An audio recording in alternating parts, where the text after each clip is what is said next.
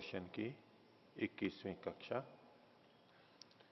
योग दर्शन के प्रथम पाद समाधि पाद में दोनों वैराग्यों के वर्णन के बाद समाधियों का वर्णन किया गया,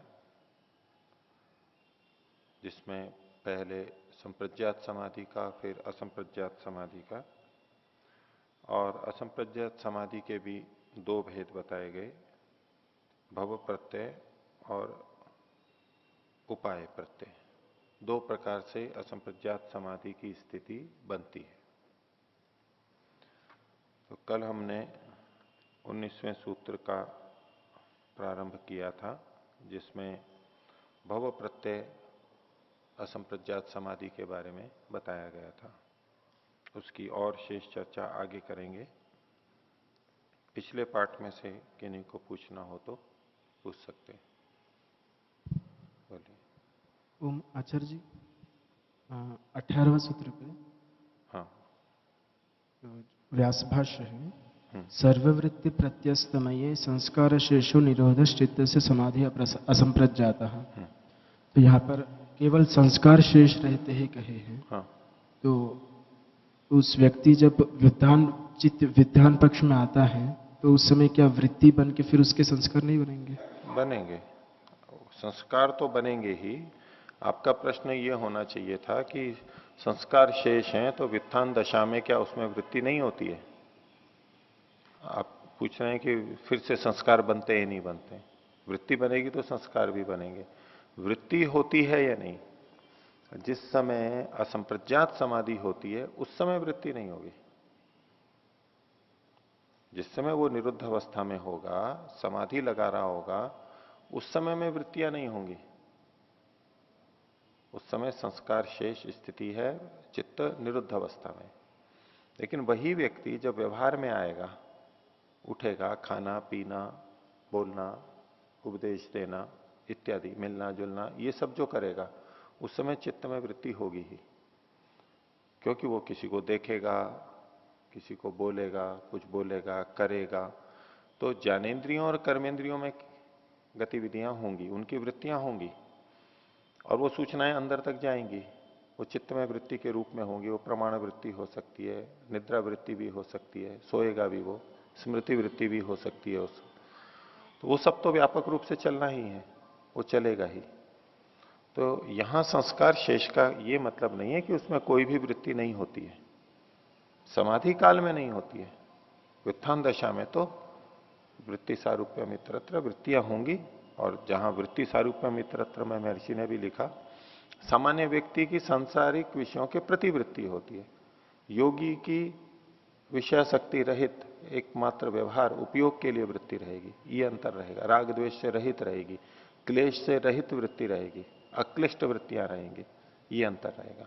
और उन वृत्तियों के संस्कार तो बनेंगे ही, लेकिन वो संस्कार अविद्या युक्त नहीं होंगे, अविद्या से रहित होंगे। अथवा प्रारंभिक स्थिति है असंप्रज्ञात की, तो चूंकि उसके भी अविद्या के संस्कार तो शेष हैं, हो सकता है कभी उभरते हो थोड़े बहुत, और पर वो उसको हटाने के लिए अधिक प्रयत्नशील है, वो मिटाता जाएगा, उनको ठीक करता जाएगा।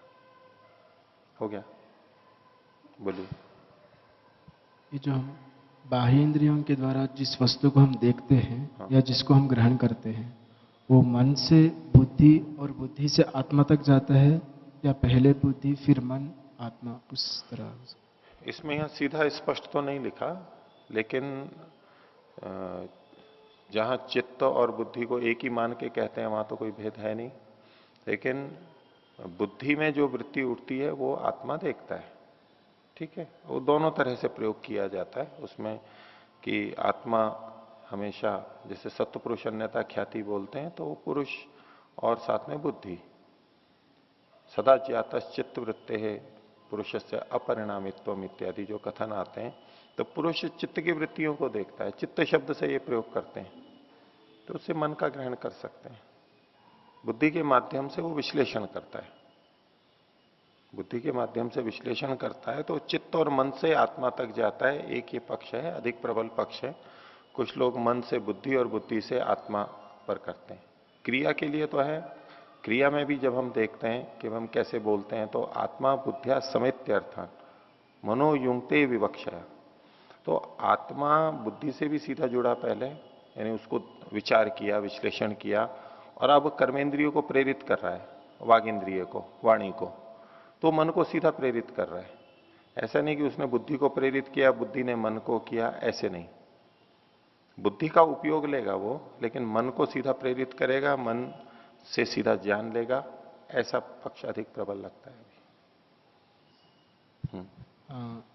जब हम मन को बुद्धि से अलग मान रहे हैं, यहाँ ये दर्शन में तो बुद्धि के नाम से लिए हैं, पर बुद्धि को हम जब अलग से देख रहे हैं तो उसको मन का ही अवयव मानेंगे या उससे अलग कोई चीज मानेंगे? अलग मानेंगे।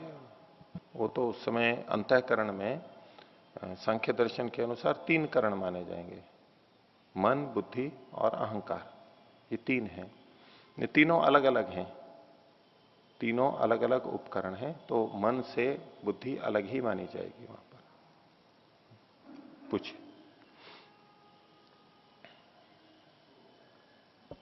ओम। आचार्य, जिस व्यक्ति की असंप्रज्ञात समाधि हो गई है, क्या उसकी मुक्ति निश्चित है? नहीं।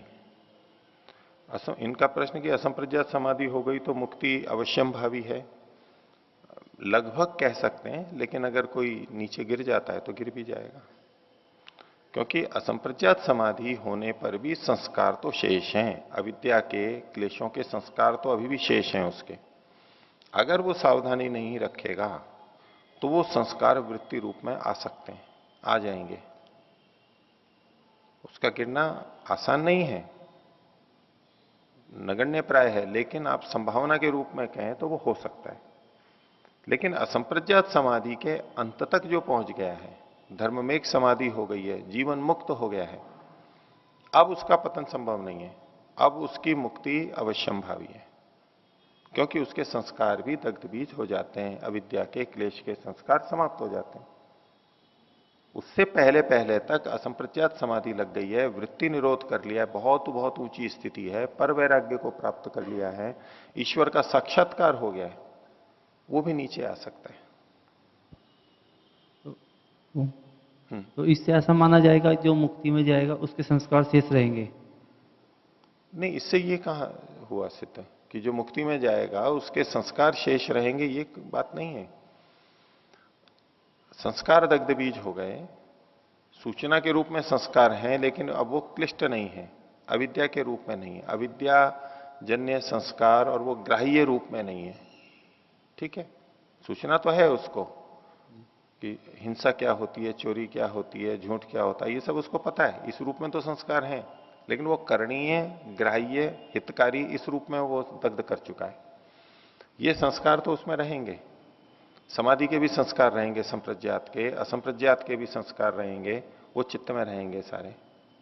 अब वो मुक्ति में जा रहा है तो चित्त मन तो प्रकृति का भाग है, वो यहीं रह जाता है, तो उसके वो संस्कार मुक्ति में नहीं जाएंगे, क्योंकि वो सारे के सारे अंतःकरण में है, और अंतःकरण यहां छूट जाता है, प्रकृति के बंधन से छूट जाता है, इसलिए ये संस्कार इस रूप में उसके पास में नहीं रहेंगे, मुक्ति में नहीं रहेंगे। धन्यवाद। कुछ। ओम। आचार्य जी, जब संप्रज्ञात समाधि में जीवात्मा का साक्षात्कार होता है तो मन के माध्यम से होता है, और जब अब असंप्रज्ञात समाधि में जब जीवात्मा का साक्षात्कार होगा, परमात्मा का, जीवात्मा का भी होगा है, दोनों का होगा ना? नहीं, आत्मा का साक्षात्कार तो संप्रज्ञात में हो चुका। तो ये स्वामी सत्यपति ज्वाला में जो तृतीय संस्करण इसमें लिखा है कि हम योग दर्शन को पढ़ रहे हैं, उसमें आपको ये जो अस्मिता अनुगत संप्रज्ञात समाधि है, यहां पर आत्मा का साक्षात्कार हो चुका है उसको। ठीक है, अब उसके बाद में असंप्रज्ञात में परमात्मा का साक्षात्कार होता है, और उसमें चित्त निरुद्ध अवस्था में रहता है, चित्त में वृत्ति नहीं है। अगर हम ये मानते हैं कि चित्त के माध्यम से परमात्मा का साक्षात्कार हो रहा है, तो चित्त में वृत्ति माननी होगी, क्योंकि ये निरुद्ध अवस्था है। इतना हमारे को पक्का है बहुत कि चित्त वृत्तियां पूरी रुक चुकी हैं, तभी असंप्रज्ञात समाधि आई है। तो अब जो ईश्वर का साक्षात्कार होगा वो चित्त के माध्यम से नहीं, वो सीधा आत्मा परमात्मा का साक्षात्कार करता है। या परमात्मा अपना स्वरूप उसको जना देता है। वहाँ जीव जीव करेगा उसका साक्षात्कार। हाँ, जानने जाता तो जीव ही है, तो वो संप्रज्ञात का भी जानने वाला जीव ही है और असंप्रज्ञात में भी जाता तो जीव ही है। उसी स्थिति को कैवल्य नाम से कहते हैं। कैवल्य जैसा कह सकते हैं,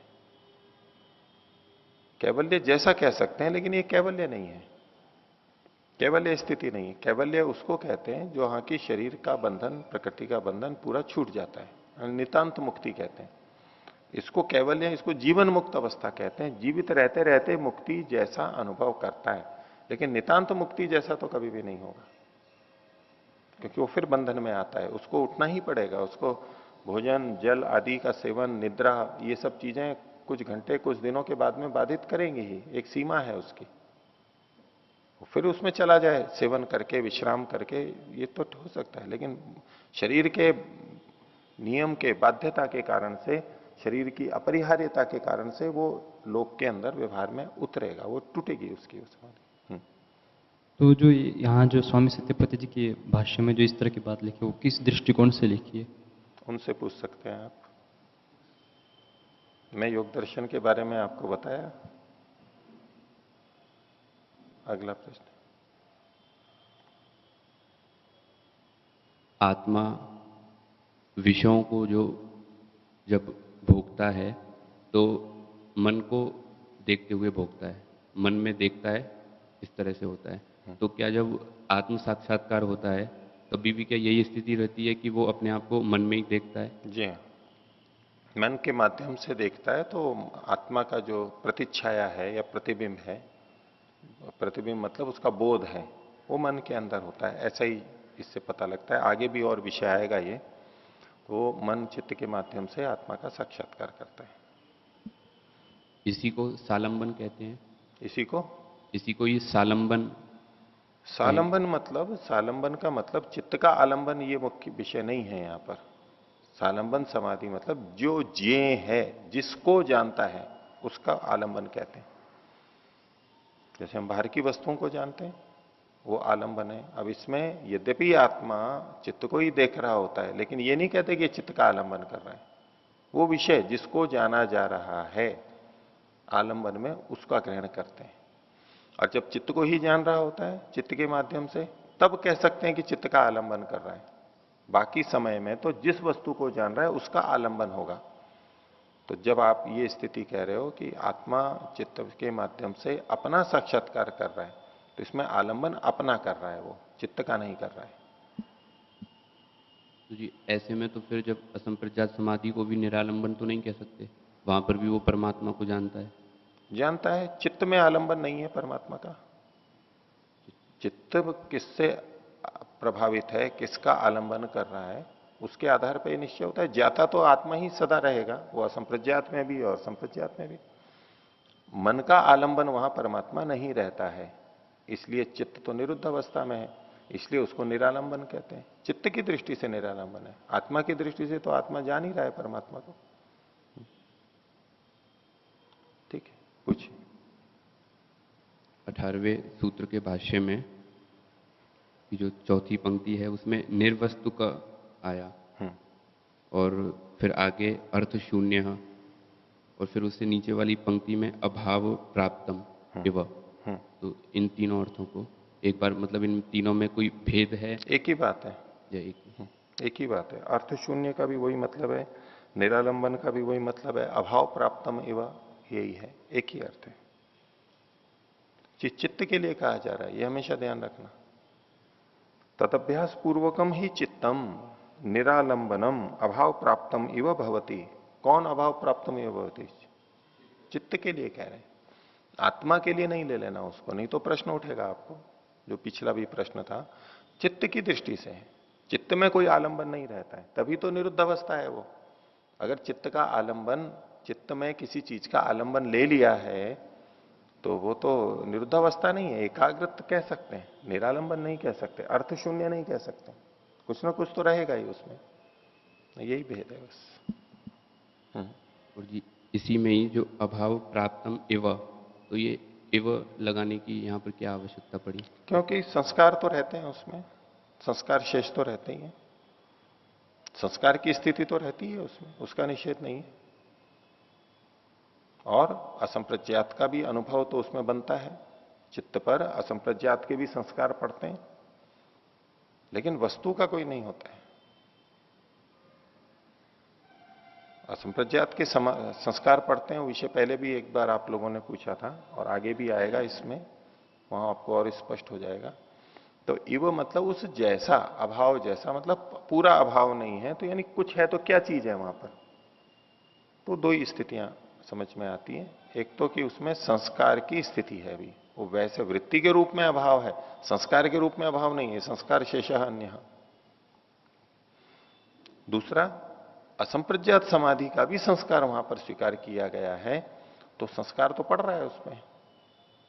अब निर्वस्तुक है, कोई आलंबन नहीं है और संस्कार पड़ रहा है, तो इसका मतलब है संस्कार तो हमेशा वृत्ति से, उस तरह अनुभव से ही आता है। पीछे जो है वृत्ति संस्कार चक्र को जो बताया, चित्त के में जैसा अनुभव होता है वैसा वैसा संस्कार पड़ता है, लेकिन ये किसी वस्तु का संस्कार नहीं पड़ रहा है, किसी वस्तु का संस्कार नहीं पड़ रहा है। असंप्रज्ञात समाधि में जो निरुद्ध अवस्था है उसका तो जो संस्कार पड़ रहा है वो पड़ रहा है। उस रूप में यहां पर इव के रूप में लिया है, थोड़ा बहुत जो भी है, इसको अलग से तो किसी ने खोला नहीं है कि यहां और किसका क्या मतलब है। ये दो चीजें समझी जा सकती हैं। यहाँ पर ईश्वर का जो बोध हो रहा होता है तो उसका संस्कार नहीं मानेंगे? उसका कोई संस्कार उस रूप में वहां नहीं मानेंगे। निरुद्ध अवस्था का जो है ईश्वर का साक्षात्कार हो रहा है उस रूप में, फिर तो जो उसके आनंद की स्मृति आदि भी नहीं उठा सकेंगे। एक अलग असंप्रज्ञात का जो अनुभूति है वो तो रहेगी, वो संस्कार मल ही मान सकते हैं, लेकिन चित्त के माध्यम से वो नहीं होगा। वृत्ति के रूप में ये कोई स्वीकार नहीं कर रहा है। और सीधे सीधे आप इसको देखेंगे, ये हम बोलते बहुत हैं कि भाई असंप्रज्ञात में ईश्वर का साक्षात्कार होता है, सीधे सीधे एक भी पंक्ति आपको इसकी नहीं मिलेगी, ना सूत्र में ना भाष्य में, कि असंप्रज्ञात में ईश्वर का साक्षात्कार होता है। असंप्रज्ञात के बारे में आया ना, यहां लिखा है अभी ईश्वर का साक्षात्कार, और आगे भी देखते चलिए कि वहां कहीं ऐसा लिखा हुआ मिलता है, ऐसा लिखा हुआ मिलता है। अभी पूरा योग दर्शन पढ़ जाइए, फिर उसके बाद में इस पर विचार करेंगे कुछ। ओम। आचार्य जी, एक पंक्ति है 18वें सूत्र में, सालंबनो ही अभ्यासः तत्साधनाय न कल्पत इति विराम प्रत्ययो निर्वस्तुक आलंबनी क्रियते। तो यहाँ पर जो विराम प्रत्ययो निर्वस्तुक, इसके विषय में कि विराम प्रत्यय का अर्थ पहले बताया था कि पर वैराग्य विराम का जो कारण है, तो उस पर वैराग्य, कैसा पर वैराग्य, तो कहा निर्वस्तुक, वस्तु रहित जो पर वैराग्य है उसको आलंबन बनाया जाता है। तो ये समझ में नहीं आया था, क्या कहना चाह रहे। जिस समय पर वैराग्य होगा तो गुण वैतृष्ण्य की स्थिति है, ठीक है। अब गुण वैतृष्ण्य हो गया तो वो गुणों से संबंधित वृत्ति नहीं लेगा, छोड़ देगा उसको। हमारी जिसके प्रति वितृष्णा होती है, वैतृष्ण्य होता है, तो उसको हम विचार में नहीं लाते, फिर छोड़ देते हैं उसको, सोचना तक नहीं चाहते, हट जाता है वो हमारे दिमाग से। ऐसे ही गुणों को ये ले नहीं रहा है, ठीक है, इतने अर्थ के अंदर। और आत्मा को उसने जान लिया है, वहां तक है, आत्मा को तो उसने जान रखा है। अब ये ही वैराग्य है, और इस वैराग्य की स्थिति में ही अन्य किसी वस्तु का वो बोध नहीं कर रहा है, ये निर्वस्तु की स्थिति है। उसी का अभ्यास वो बार बार करता रहता है, ये पर वैराग्य हो जाता है।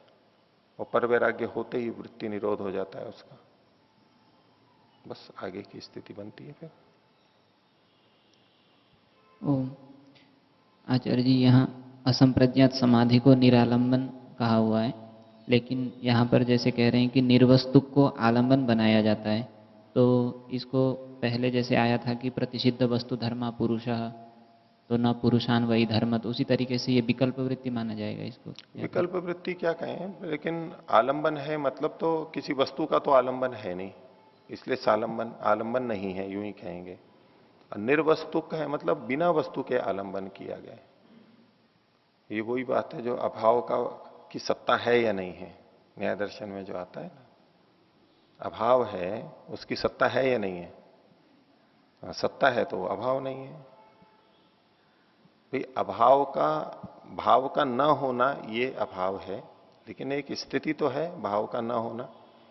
और ऐसे ही ये है, निर्वस्तुक है, निर्वस्तुक है, लेकिन जो निर्वस्तुक है उस वो तो एक स्थिति है ना, बस वही आलंबन बना हुआ है, कोई किसी वस्तु का आलंबन नहीं बना हुआ है, बस इतना ही मतलब है। निर्वस्तु का आलंबन क्रियते, एक स्थिति तो माननी ही पड़ेगी, निरुद्ध अवस्था भी एक स्थिति तो है ही, उसका भी अपना अनुभव है, आलंबन नहीं है उस तरह का, बिना वस्तु का आलंबन है, एक स्थिति है उसकी। आगे देखिए,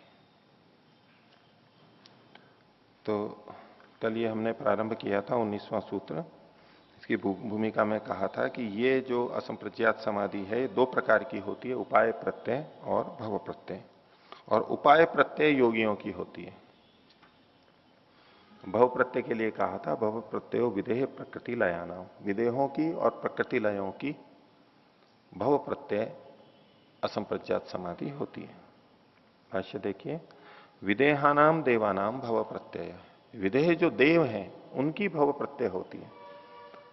पीछे उपाय प्रत्यय के लिए भाष्यकार ने कह दिया था भूमिका में, वो देव, वो योगियों की होती है, ये देवों की होती है। तो योगी और देव, इनको हमें अलग अलग समझना होगा। योगी निष्काम भाव से अविद्या को हटाते हुए उन स्थितियों को प्राप्त करता है, संसार से वैराग्य प्राप्त करते हुए विवेक पूर्वक वितृष्णा होते हुए वो उस स्थिति तक पहुंचता है। और देव कुछ विशेष ज्ञान के आधार पर, कुछ विशेष अनुभव के आधार पर उन स्थितियों में पहुंच जाते हैं। है असंप्रज्ञात समाधि, अर्थात चित्तवृत्ति निरोध तो यहां भी हो रहा है और कैवल्य के समान अनुभूति यहां भी हो रही है, इसलिए इसको असंप्रज्ञात कहा जा रहा है। चित्तवृत्ति निरोध और कैवल्य के समान अनुभव, ये दो बातें उपाय प्रत्यय और भव प्रत्यय दोनों में है, इसीलिए इसको असंप्रज्ञात कहा गया है। लेकिन है ये देवों की, तो विशेष विशेष ज्ञान के आधार पर, विशेष स्थितियों के आधार पर वो वृत्ति निरोध स्थिति में पहुंच जाते हैं। तो देखिए, विवेकानाम विदेहानाम देवानाम भव प्रत्यय, ये क्या करते हैं? ते ही वे, ये जो विदेह देव हैं, वे स्वसंस्कार मात्रोपयोगेन चित्तेन कैवल्य पदम इव अनुभवन्तः स्वसंस्कार विपाकम तथा जातीयकम अतिवाहयन्ति। अपने संस्कार मात्र के उपयोग से, अर्थात वृत्ति का उपयोग नहीं कर रहे वो, वृत्ति निरोध तो है, और चूंकि ये संस्कार शेष है असंप्रज्ञात समाधि, ये अपने संस्कार मात्र का उपयोग कर रहे हैं, उसका लाभ लेते हैं। स्व संस्कार मात्रोपयोगेन चित्तेन, उस उपयोग वाले चित्त के साथ साथ, चित्त के माध्यम से, यानी चित्त भी है उनका, कैवल्य पदम इव अनुभवंता, मुक्ति पद के समान अनुभव करते हुए, मुक्त नहीं होते लेकिन मुक्ति जैसा अनुभव करते हैं। स्वसंस्कार विपाकम, अपने संस्कार के फल को, विपाक को, उनके कर्म ऐसे होते हैं, बहुत विशेष कर्म होते हैं, बहुत पुण्य कर्म किए होते हैं उन्होंने, तो वो अपने संस्कार के विपाक को, फल को, तथा जातीय कम, उसी प्रकार के, जिस प्रकार के संस्कारों का उपयोग कर रहा है वो, और अपने कर्माशय का, अपने संस्कार का विपाक, फल उसी प्रकार का लेता हुआ, उसी तथा जातीय कम अतिवाहयंती, उसका अतिवाहन करते हैं, भोगते जाते हैं, उसको भोगते जाते हैं। अब ये कब तक होगा? जब तक वो संस्कार है, जब तक उनका विपाक पूरा नहीं हो जाता है, तब तक वो कैवल्य पद के समान अनुभव करते रहेंगे, चित्त साथ में रहेगा इनके, और चित्त निरुद्ध अवस्था में है। तो विदेह, देह से, देह के राग से जो रहित है, विदेह की स्थिति, देह शरीर को बोलते हैं, और विदेह इस शरीर के प्रति वैराग्य की भावना उनके ज्ञान के कारण से पैदा हो गई है। वो साधना वैसी नहीं है, उपाय प्रत्यय से नहीं है।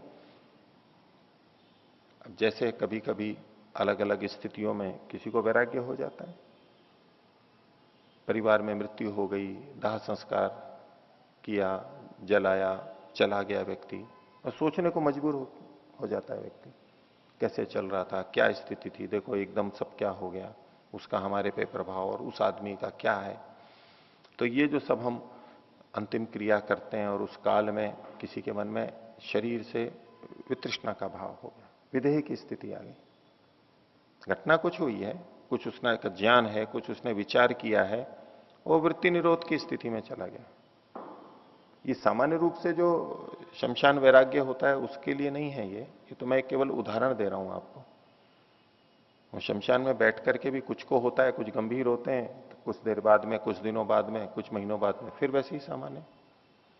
जीवन तो जीना होता है, उसी संस्कार वशात वैसे ही जीते रहते हैं।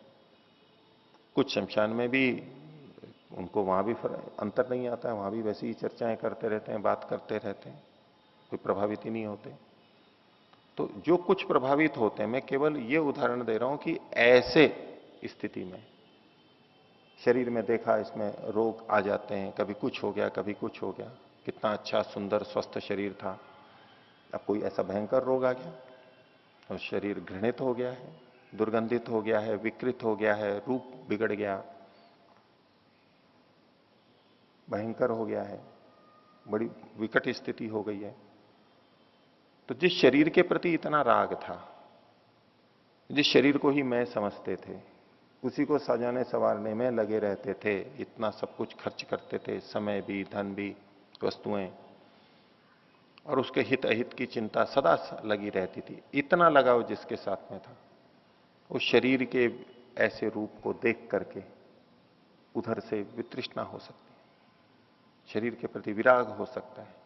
इन घटनाओं का विशेष प्रभाव होकर के कुछ उनका अपना अपना ज्ञान भी होता है, उसके आधार पर जब वृत्ति निरोध में चला जाता है व्यक्ति,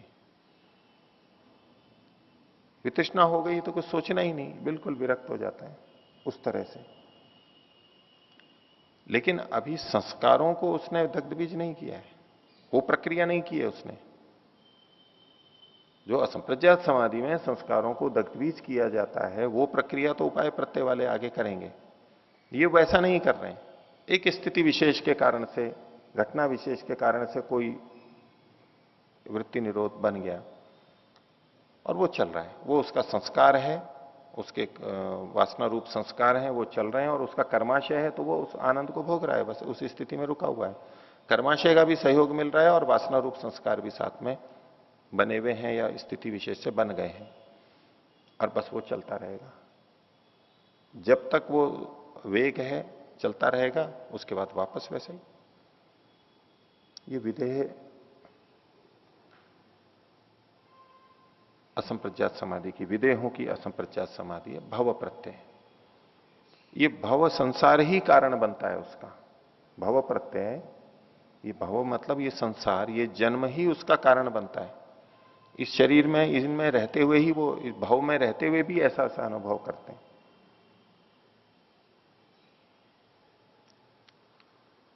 तो ते ही स्वसंस्कार मात्रोपयोगेन चित्तेन कैवल्य पदम इव अनुभवंत स्वसंस्कार विपाकम तथा जातीयकम अतिवाहयंती। उसका वहन करते हैं, भोगते हैं, उसको भोगते जाते हैं, जिसका जितना है उतना करके फिर वापस वैसा का वैसा। ये विधेय देवों की हो गई। दूसरे हैं प्रकृति लय, प्रकृति लयों की भव प्रत्यय। तो आगे कहते हैं तथा प्रकृति लय, प्रकृति लय जो देव हैं वे साधिकारे चेतसी, चित्त के साधिकार होते हुए भी,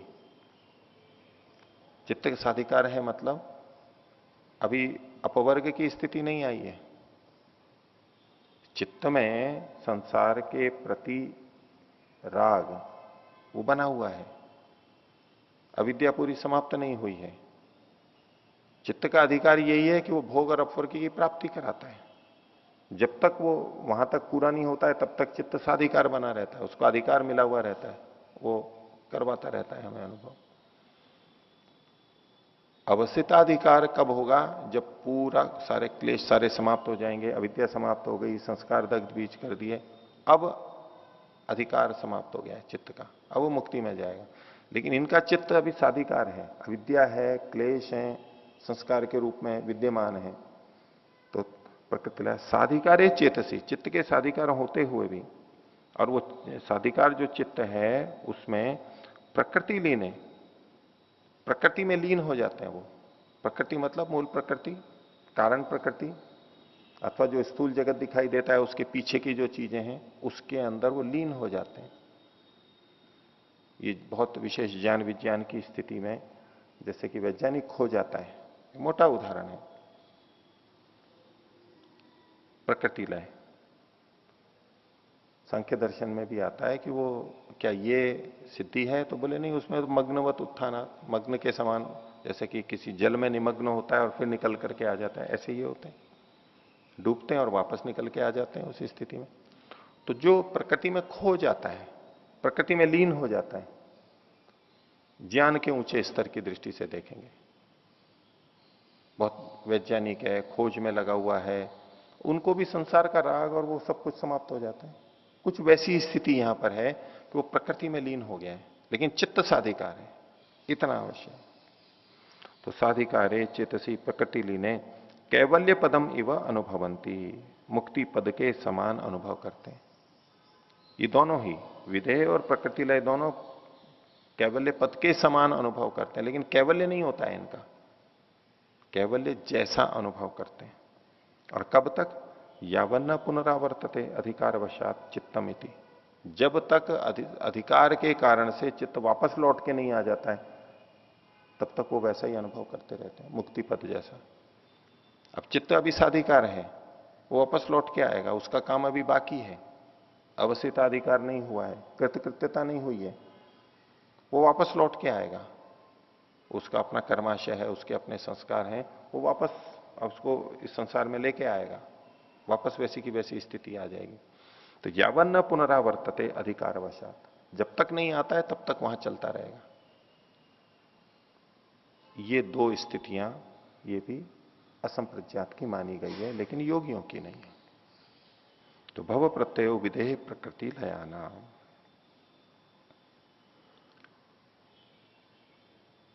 आगे चलें, अगला सूत्र उपाय प्रत्यय। सूत्र है श्रद्धा वीर्य स्मृति समाधि प्रज्ञा पूर्वक इतरेशम। इतरेशम दूसरों की, ये कौन है इतरेशम? वो देवों से विपरीत जो हैं, वो योगी हैं। पीछे भूमिका में 19वें की भूमिका में कहा ही है योगी नाम, यहां भी भाष्य में कहेंगे। उनकी जो समाधि होती है वो किस प्रक्रिया से जाती है? वो श्रद्धा वीर्य स्मृति समाधि और प्रज्ञा पूर्वक होती है। पहले श्रद्धा होगी, श्रद्धा से वीर्य यानी उत्साह होगा, उससे स्मृति होगी यानी ध्यान होगा, उससे समाधि लगेगी। अब ये समाधि है संप्रज्ञात समाधि, ये समाधि संप्रज्ञात समाधि है, और इस संप्रज्ञात समाधि से प्रज्ञा होगी, विवेक होगा उसको, समाधि से भी फिर विवेक होगा। आगे संप्रज्ञात समाधि में ही आगे ऋतंभरा प्रज्ञा का एक नाम आता है, ऋतंभरा तत्र प्रज्ञा, ये संप्रज्ञात के अंतर्गत आती है ऋतंभरा प्रज्ञा। तो संप्रज्ञात समाधि से भी एक ज्ञान उत्पन्न होता है, एक विवेक होता है, क्योंकि वो बहुत चीजें प्रत्यक्ष करता जा रहा है, और जैसा जैसा ज्ञान होगा उस तरह से उसको विवेक होता चला जाएगा, और तभी वो परवैराग्य पे पहुंचता है। तो समाधि और प्रज्ञा पूर्वक जब व्यक्ति जाता है तो वो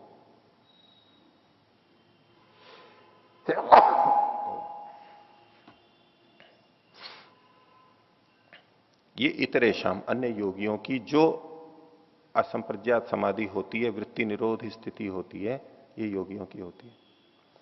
अर्थात योगियों की जो असंप्रज्ञात समाधि होगी वो संप्रज्ञात समाधि होते हुए होगी, इस तरह से, इस प्रक्रिया से गुजर के होगी। और इससे हम तात्पर्य ले सकते हैं कि जो भव प्रत्यय है उसमें समाधि प्रज्ञा पूर्वक नहीं है, वो भव प्रत्यय की जो असंप्रज्ञात स्थिति आई है वो संप्रज्ञात पूर्वक नहीं आई है, वो सीधी वैसे पहुंच जाते हैं वहां पर, ऐसी स्थितियां बन जाती हैं। एक होता है संप्रज्ञात पूर्वक, और संप्रज्ञात हुई है तो उससे पहले वैराग्य भी होगा, अपर वैराग्य भी होगा, वो एक अलग पूरा क्रम है। तो भव प्रत्यय के अंदर ये क्रम नहीं रहेगा, वो सीधे उन स्थितियों में पहुंच जाते हैं, निरोध की स्थिति में पहुंच जाते हैं। तो श्रद्धा वीर्य स्मृति समाधि प्रज्ञा पूर्वक इतरेशम, एक क्रम बताया है इसका। ये असंप्रज्ञात समाधि से पहले का क्रम बताया गया है, ये कैसे आते हैं ये किन सीढ़ियों से चढ़ करके आते हैं। तो अब भाष्यकार ने इनका एक एक का वर्णन भी दिया। भाष्य देखिए, उपाय प्रत्ययो योगी नाम भवती। उपाय प्रत्यय होती है, सूत्र में इतरेशाम लिखा है, भाष्यकार ने स्पष्ट कर दिया योगी नाम भवती, योगियों की होती है। और योग क्या होता है वो हम पीछे देख करके आ ही रहे हैं। अब इसमें पहला शब्द है श्रद्धा। श्रद्धा क्या है? तो कहा श्रद्धा चेतसः संप्रसाद, चित्त का संप्रसाद है, चित्त का अत्यंत प्रसन्न होना।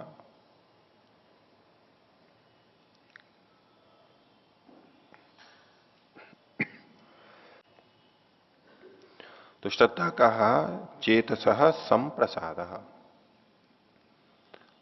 चित्त की प्रसन्नता को यहां पर श्रद्धा के नाम से कहा गया।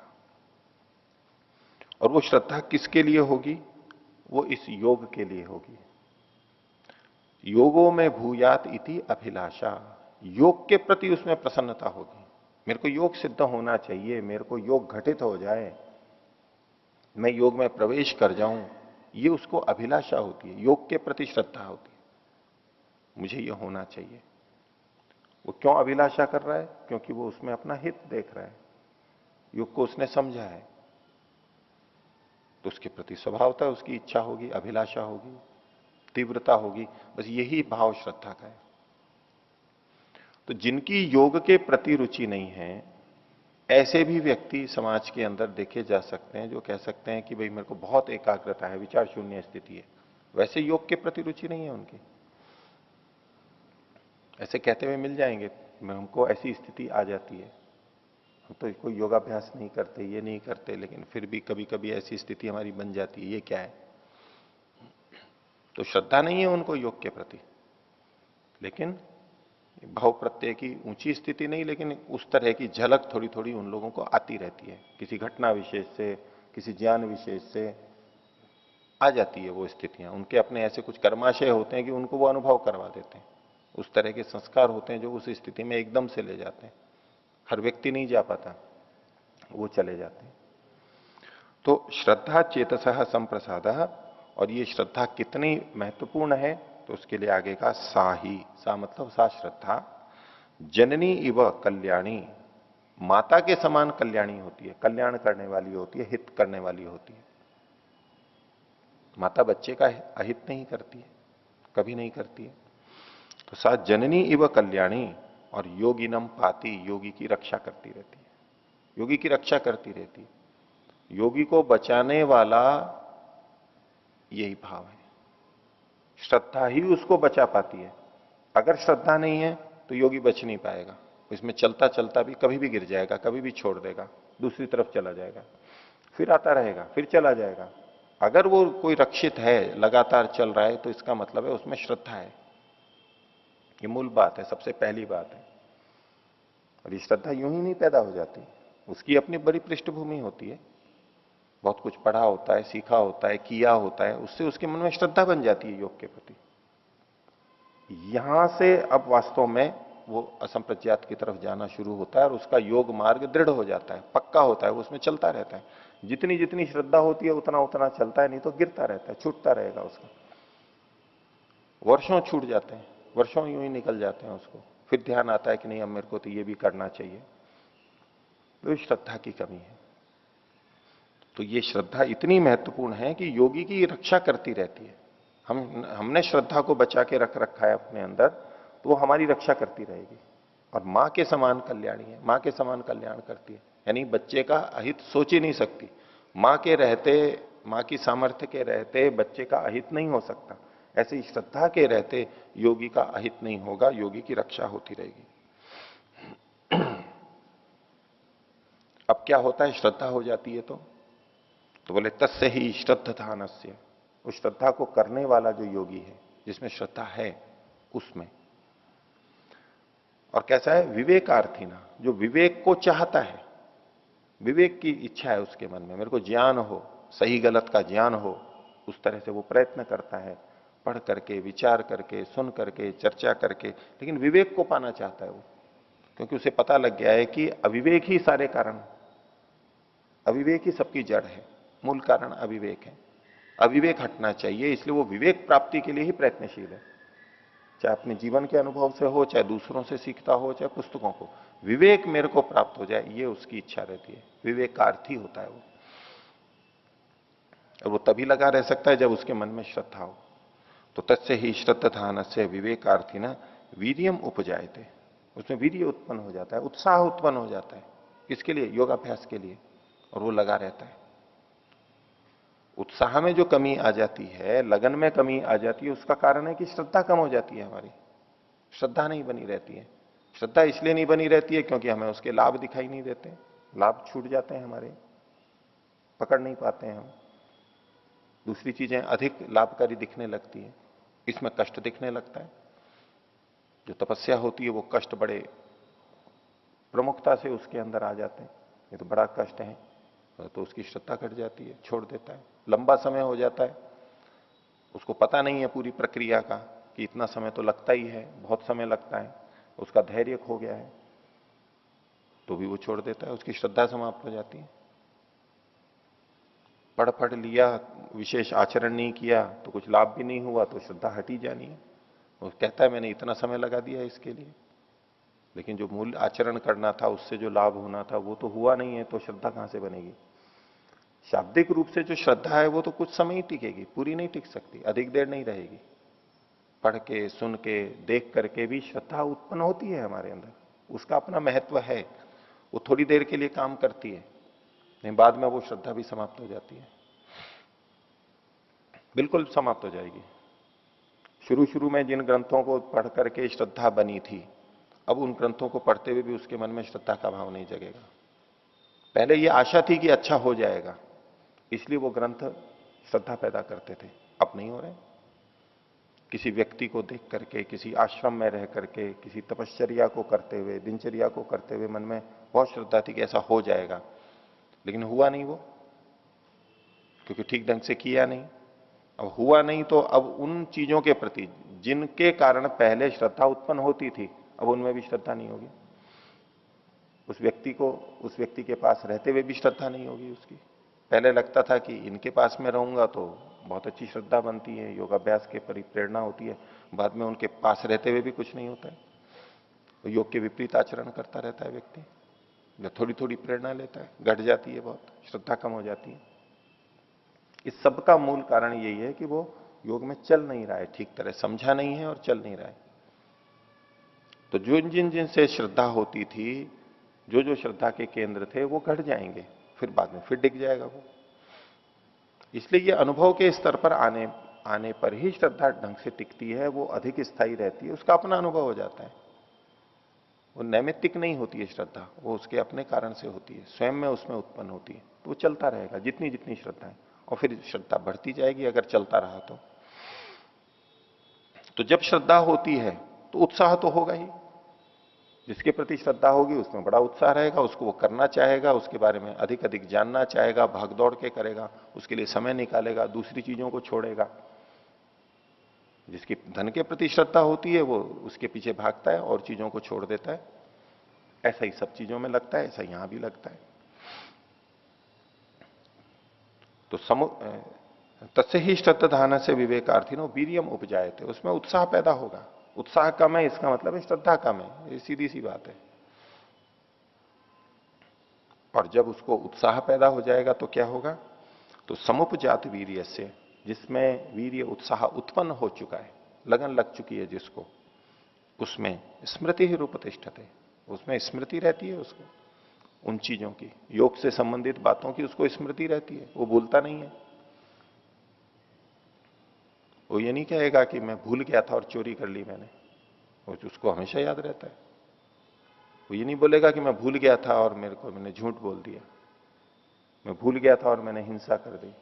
यम नियम का जितना भी विपरीत आचरण है, योग से संबंधित जितना विपरीत आचरण है, वो ये नहीं कहेगा कि मैं भूल गया था, भूल ही नहीं सकता वो, उसको हमेशा याद रहेगा। तो श्रद्धा से उत्साह पैदा हुआ और उत्साह से स्मृति बनी रहेगी, ये इस बात का द्योतक है। हमें जितना इसको स्मरण रह पाता है कि मुझे ये करना है, ऐसा करना है, उतना ही हमारे में उत्साह है उसके प्रति, उतनी ही श्रद्धा है, कम है। और हमेशा याद बनी रहती है, इधर उधर भटकता ही नहीं है वो, हमेशा याद रहता है कि ऐसा करना है, ऐसा करना है, ऐसा नहीं करना है। तो इसका मतलब है अभी उस चीज के प्रति उत्साह बना हुआ है और श्रद्धा भी बनी हुई है। तो समुपजात वीर्य से स्मृति रूपतिष्ठते, स्मृति उसको पैदा होती है। इसको स्मृति को ध्यान नाम से भी कहते हैं कई लोग कि ये ध्यान के लिए कहा गया है कि ध्यान आ जाता है, ध्यान बन जाता है उसका। तो ध्यान भी यही है, किसी एक विषय का चिंतन करना। तो जब उसको मुक्ति का लक्ष्य स्मरण हो गया है, ध्यान में रह रहा है, विषय बना हुआ है चित्त के अंदर, एक ही विषय बना हुआ है, कैसे मुक्ति प्राप्त हो, कैसे संप्रज्ञात असंप्रज्ञात समाधि लगे, ये एक ही विषय बना हुआ है, तो ये ध्यान की स्थिति कह सकते हैं। वही स्मरण में रहता है उसको। फिर क्या होगा? तो बोले स्मृति रूपस्थाने च, और जब स्मृति उपस्थित रहती है कि मुझे ऐसा करना है, तो चित्तम अनाकुलम समाधीयते, ये चित्त अनाकुलम, व्याकुल नहीं होता है, आकुल नहीं होता है, परेशान नहीं होता है, अनाकुल हो जाता है। यानी बेचैनी उसकी समाप्त हो जाती है, व्याकुलता उसकी समाप्त हो जाती है, ये अनाकुल स्थिति में पहुंच जाता है चित्त। और समाधीयते, और समाधिस्थ हो जाता है, समाधि में पहुंच जाता है, यानी संप्रज्ञात समाधि में पहुंच जाता है। हमारी व्याकुलता का कारण क्या है कि कभी ये चीज और कभी वो चीज, कभी इधर आकर्षण कभी उधर आकर्षण, कभी इससे झगड़ा कभी उससे झगड़ा। यही तो हमारी व्याकुलता का कारण है। हम जो चाह रहे हैं कि यहां मिल जाए और वो मिल नहीं रहा है हमारे को, तो समस्या पैदा होती, उद्वेग पैदा होगा, क्षोभ पैदा होगा। इतना श्रम किया, धन लगाया, ये सब किया, वो मिल नहीं रहा है, यहां पर पूर्ति नहीं हो रही है, कम हो रहा है, तो झुंझलाहट आने लगती है, व्याकुल होता है व्यक्ति, फिर दूसरे उपाय ढूंढता है, ये नहीं वो नहीं वो। तो जब ये स्थिति बनती है, उसको पूरा समझ में आ गया है कि यही रास्ता है, अब उसको भटकन नहीं होगी इधर उधर के लिए, वो बेचैन नहीं होगा। ये मिली नहीं मिली, मिल गई ठीक है, उतना उपयोग किया, नहीं मिली तो नहीं मिली, तो दूसरे उपाय है, दूसरा कुछ कर लेगा। मूल चीज तो चलती रहेगी उसकी, जो अंदर उसका चलना है वो चलता रहेगा, चाहे ये खाना मिले चाहे वो खाना मिले, चाहे ये कपड़े हो चाहे वो कपड़े हो, ये स्थान हो चाहे वो स्थान हो, ये कमरा हो चाहे वो कमरा हो, कुछ भी हो, उसको कोई फर्क नहीं पड़ेगा, क्योंकि वो तो सामान्य रूप से बाहर का अंतर पड़ता है, अंदर की चीज तो जो चलनी है वो चलती रहेगी। तो अनाकुल रहता है, व्याकुल नहीं होगा। तो स्मृति उपस्थाने च चित्तम अनाकुलम समाधीयते। अब समाधि हो गई। अब समाधि के बाद में प्रज्ञा शब्द है सूत्र में, तो आगे कहते हैं समाहित चित्त से प्रज्ञा विवेक उपावर्तते। समाहित चित्त जो हो जाता है वो व्यक्ति, उसका प्रज्ञा का विवेक, उसको आगे खोल के और बताएंगे, यानी ऐसा ज्ञान, विवेक ज्ञान है वो, उसको ऐसी बुद्धि उसकी उपावर्तते, उपस्थित हो जाती है, वो स्थिति बन जाती है उसकी। कैसी? ये न यथार्थम वस्तु जानाती, जिससे वो किसी भी वस्तु को यथार्थ ही जानता है, ठीक ठीक ही जानता है। उससे पहले जो जानते थे वो ठीक नहीं जानते थे, गलत जानते थे। अब सामान्य रूप से तो कोई भी व्यक्ति देखता ही है संसार को, और यही अनुभव करता है, उसको यही प्रतीत होता है कि मैं ठीक जान रहा हूं। और ठीक जान रहा हूं मतलब इतना ही तो है कि ये यहां ये वस्तु है, ये व्यक्ति है, इससे मेरे को ये सुख मिल सकता है, ये मैं इसका उपयोग ले सकता हूं, यही तो जान रहा है, इतना तो ठीक है। लेकिन ये पूरी यथार्थता का है। वस्तु का बाह्य स्वरूप जो है, शब्द स्पर्श रूप रसगंध आदि, इनको तो मान लो ठीक ठीक जान रहा है, लेकिन यथार्थता उतनी ही नहीं है। उसके साथ साथ में जो जुड़ा हुआ है कि इस वस्तु या व्यक्ति से मुझे वो सुख मिल जाएगा जो, जिससे मैं कृतकृत्य हो जाऊंगा, ये जो साथ में जुड़ा हुआ है, ये तो अविद्या जुड़ी हुई है। अब ये उस चीज को यथार्थ जान लेता है। नेत्र तो उसके भी यही रहते हैं, कान नाक तो उसके भी यही रहते हैं, हमारी तरह ही वो देखता सुनता है। कुछ सूक्ष्मता हो जाती है, कुछ अच्छी तरह जान लेता है, लेकिन इसके साथ में कि ये कृत्य करने वाली है या नहीं है, इसकी कितनी उपयोगिता है, उस रूप में वो यथार्थ जानता है। यही उसका विवेक है। अभी ये विवेक नहीं रहता है, अभी हमारे में यही दोष रहता है। हम वस्तु का आकलन अलग ढंग से करते हैं, शरीर का आकलन, धन का आकलन अलग ढंग से करते हैं, उस पर बहुत अधिक आश्रित रहते हैं, और हमें लगता है कि इसके होने पर बस अब कोई दिक्कत नहीं आएगी, सारे सुख मिल जाएंगे, कोई सारे दुखों की निवृत्ति हो जाएगी।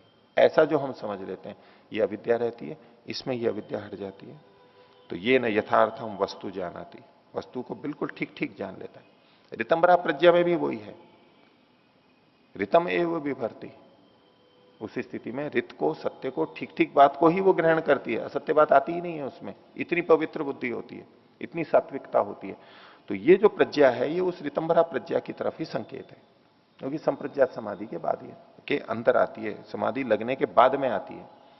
संप्रज्ञात समाधि में भी प्रारंभ में नहीं आ जाती है, वो उसके बाद में आती है, समय लगता है उसमें। तो ये न यथार्थम वस्तु जानाति, यहां तक तो ये प्रज्ञा पूर्वक हुआ। अब आगे तद अभ्यासात, फिर उसका अभ्यास करने से, किसका? इस प्रज्ञा विवेक का, इस प्रज्ञा का वो अभ्यास करता है। ये एक बार पता लग गया, एक बार थोड़ी सी अनुभूति हुई, झलक हुई, उतने से बात नहीं बनती है, क्योंकि अभी तो संस्कार शेष है, संस्कार बने हुए हैं, वृत्तियां भी उठ रही हैं। एक बार थोड़ी सी स्थिति बनी, उसका बार बार अभ्यास करता है, बार बार करता है, तब उससे संबंधित संस्कार दृढ़ होते हैं। नहीं तो अविद्या के संस्कार तो प्रबल है ही। तो इस प्रज्ञा विवेक का वो अभ्यास करता है, बार बार करता है, बार बार करता है, इस विषय में करता है, उस विषय में करता है, इस व्यक्ति पे करता है, उस व्यक्ति पे करता है, इस अवसर पर करता है, ऐसे अवसर पर करता है, इस आलंबन पे करेगा, उस आलंबन पे करेगा। भिन्न भिन्न स्थितियों में उस विवेक का अभ्यास करता रहता है। और करते करते तो तद अभ्यासात, उसके अभ्यास से एक बात, और तद विषयाच्य वैराग्यात, और फिर उस विषय का वैराग्य भी कर लेता है। ये जो विवेक प्राप्त हुआ था, पहले उसका अभ्यास करता है, वो प्राप्त होता है उसको, और फिर बाद में उसके विषय के वैराग्य से भी, उस विवेक के प्रति भी वैराग्य हो जाता है उसको। अब ये पर वैराग्य की स्थिति आ रही है। जिस विवेक ख्याति के लिए इतना लालायित था, दशकों बिता दिए, उसके प्रति भी वैराग्य जब उसको हो जाता है। ये तत्परम कुछ पुरुष ख्याते गुण वैतृष्ण्य, गुण वैतृष्ण्य कह लीजिए, ज्ञान के प्रति वैराग्य कह लीजिए, एक ही चीज को दो तरह से कथन है। विवेक ख्याति के प्रति अतो अयम विपरीता विवेक ख्याति, ये वो विवेक ख्याति के प्रति भी विपरीतता देख करके उससे वैराग्य को प्राप्त हो जाता है। ये गुणों से वितृष्णता है। तो तद अभ्यासात, पहले तो अभ्यास चलेगा, लंबे समय तक चलता रहेगा, और फिर तद विषयाच्य वैराग्यात, और उसके संबंधित विषय का फिर वो वैराग्य भी हो जाता है उसको। ऐसा होने पर असंप्रज्ञात समाधि भवति, तब असंप्रज्ञात समाधि होती है। ये असंप्रज्ञात समाधि योगियों की होती है। अब जो भव प्रत्यय थी विधेय और प्रकृति लयों की, वो इस प्रक्रिया से नहीं गुजरते। कुछ चिंतन तो उनका भी चलता है, कुछ घटनाएं तो उनके सामने भी होती हैं, लेकिन उस सबसे वो अचानक किसी स्थिति में पहुंच जाते हैं।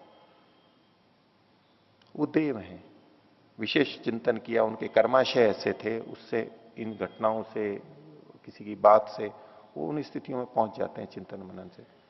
लेकिन ये योगियों को तो इसी तरह श्रद्धा, वीर्य, स्मृति, समाधि, प्रज्ञापूर्वक जो पहुंचते हैं, ये स्थायी काम है। अब असंप्रज्ञात समाधि में अब बचा हुआ काम भी वो करेंगे। जो भव प्रत्यय वाले थे, वो उस स्थिति में पहुंच करके चित्तवृत्ति निरोध हो गया, और वो उसी को ही सब कुछ समझते हैं, उसी में बस लगते हैं, आनंद आ रहा है, वृत्ति निरोध हो गया है, बस।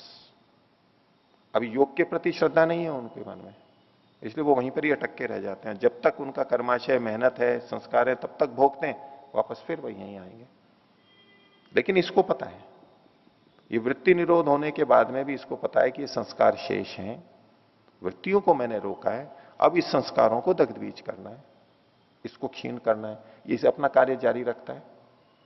कैवल्य के समान ये भी अनुभव करेगा, एकाग्रता है, बहुत सुख है, ईश्वर का आनंद आना लग जाएगा। हम ये अन्य ग्रंथों के माध्यम से और इस सबसे जोड़ के चलते हैं कि संप्रज्ञात में ईश्वर का साक्षात्कार उसको हो रहा है, क्योंकि वही बचा है। संप्रज्ञात में ईश्वर के साक्षात्कार की बात नहीं आई है, ईश्वर के साक्षात्कार की बात नहीं आई है, आत्मा तक का है। तो परमात्मा तो बचा हुआ है अभी, जिसका उपनिषद और अन्य ग्रंथ सब उल्लेख करते हैं। तो इस दृष्टि से हम परिशेष न्याय से मान लेते हैं कि यहां पर ईश्वर का साक्षात्कार होगा, और वो आनंद तो उसको आ ही रहा है। तो विवेक का, प्रज्ञा का भी अभ्यास करके, और उसका, उससे भी वैराग्य करके, वैराग्य होने से अब ये असंप्रज्ञात समाधि होती है।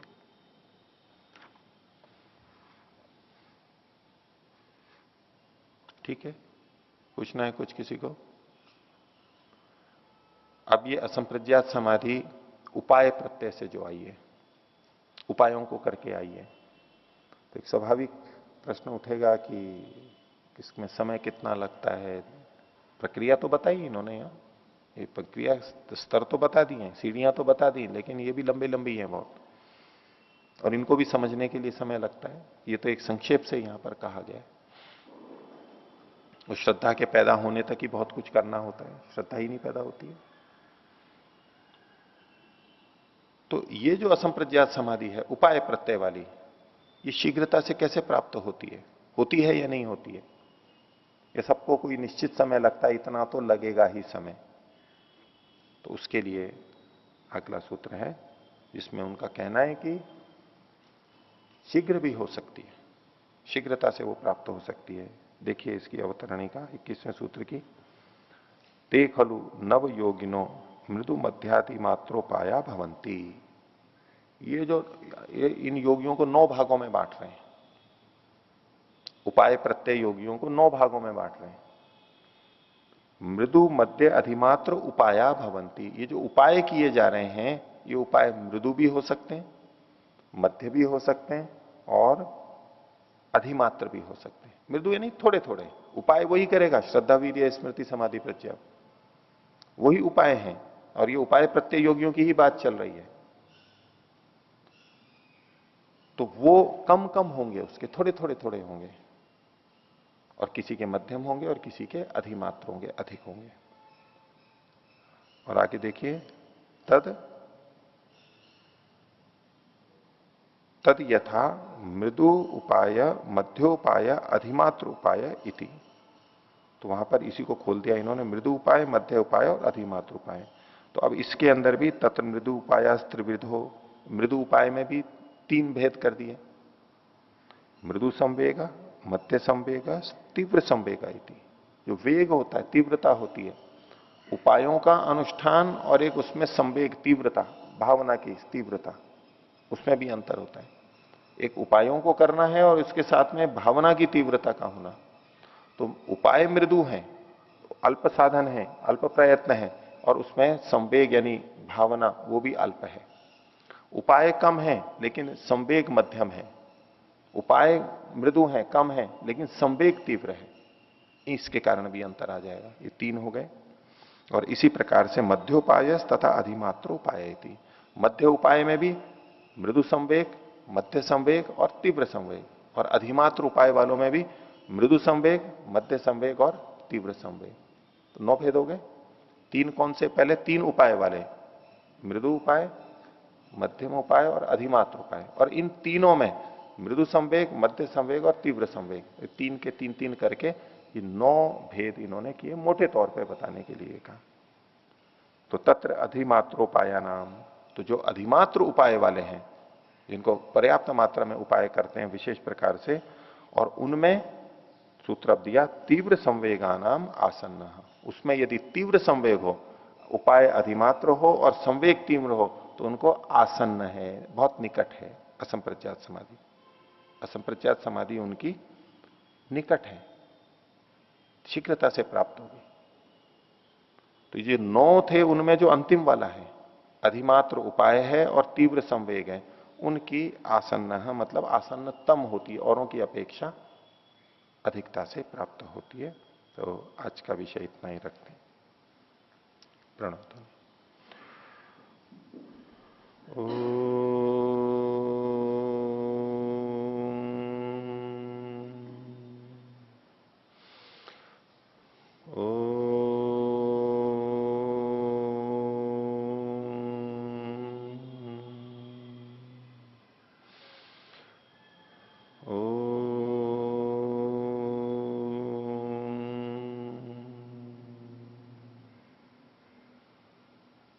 सभी को सादर अभिवादन।